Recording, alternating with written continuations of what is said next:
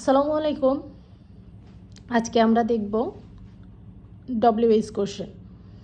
আচ্ছা, আমরা যখন ইংরেজিতে সাধারণত দুইভাবে প্রশ্ন করা হয়, একটা হলো অক্সিলারি ভার্ব দিয়ে আর একটা হলো ডব্লিউএইচ ওয়ার্ড দিয়ে। আচ্ছা, অক্সিলারি ভার্ব কোনগুলা?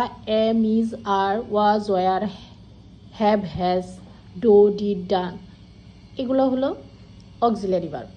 এখন আমরা আর ডব্লিউএইচ ওয়ার্ডগুলো হলো ডব্লিউ এবং এইচ দিয়ে, ডব্লিউ এবং এইচ যে দুইটা লেটার আছে এই দুইটা লেটার দিয়ে গঠিত ওয়ার্ডগুলাই হলো ডব্লিউএইচ ওয়ার্ড। যেমন হু, হোয়াট, হুইচ, হোয়েন, হাউ, এগুলো হলো ডব্লিউএইচ ওয়ার্ড।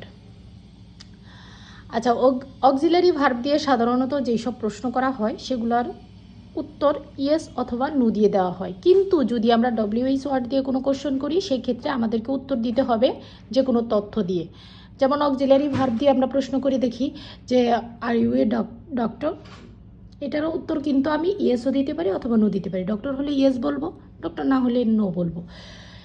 সেমভাবে যখন আমরা ডব্লিউএইচ ওয়ার্ড দিয়ে প্রশ্ন করব হোয়াটস ইয়োর নেম, তো এইটা আমরা কি করতে পারি, এটার উত্তর দিতে হবে আমাদেরকে ডিটেলস। যেমন তোমার নামটা কি, তোমার নামটা বলতে হবে। এখন এখানে যদি ইয়েস অথবা নো দিয়ে উত্তর দাও তাহলে কি হবে?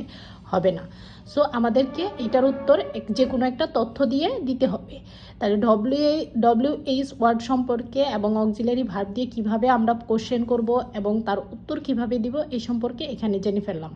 পরবর্তী ভিডিওতে আমরা দেখব এই যে ডব্লিউএইচ ওয়ার্ড যেগুলো আছে হু, হোয়াট, হোয়েন, হুইচ, হোয়ার, এই সবগুলার ব্যবহার আলাদা আলাদা পার্ট বাই পার্ট দেখে যাব ইনশাল্লাহ। আসসালামু আলাইকুম।